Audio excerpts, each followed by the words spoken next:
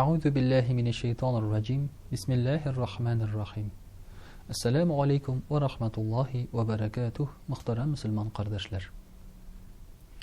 Agarda statistikaga murojaat etsek, hozirgi vaqtda 80% bizning elimizda yashagan kishilar kreditda o'tiralar. Ya'ni ular nindidir sabablar orqasida borchga aqcha olganlar. Chunki kredit ul borchga aqcha olу deb sinani angla. Элек мәсәлән aqcha булмаса biz күршегә керә идек, туганнарга бара идек. Хәзер инде банкка барабыз. Ниндидер оешма безгә бурычка акча бирә. Әлбәттә, бушка гына түгел, күбрәк бездән алу өчен. Ләкин ни генә сәбәпле булса да, безгә мохтаҗлык төшкәндә без бурычка акча алабыз.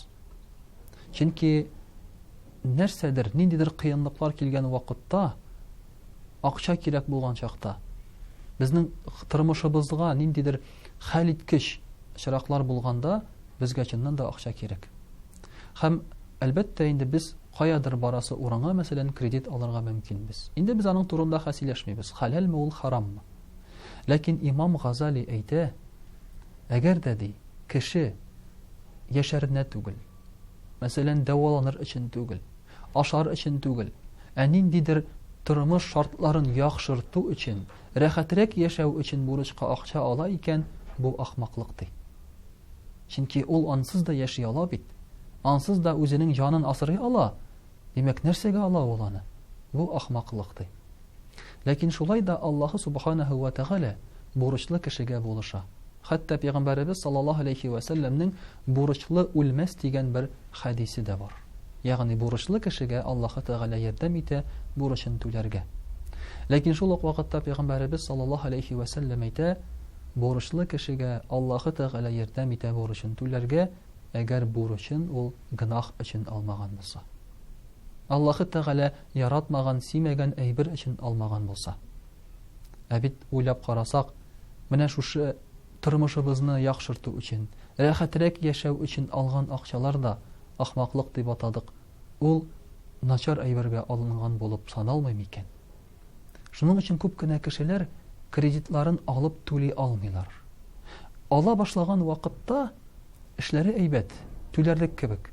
Ләкин түли башлагач эшләрен югалталар, я башка шундый авырулар килеп чыга, һәм инде кредитка акчалары җитми.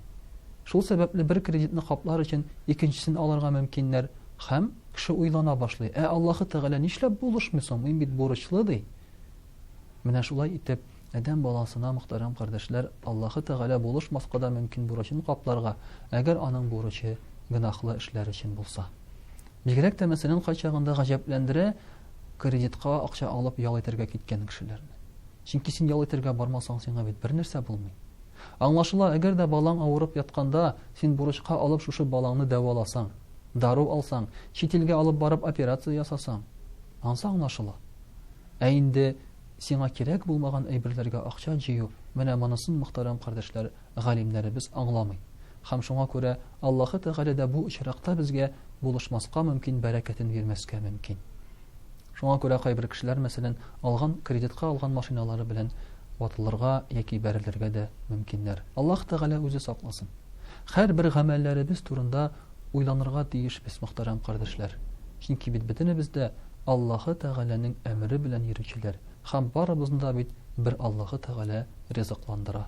Вассаламу алейкум ва рахматуллаһи ва баракатуһ.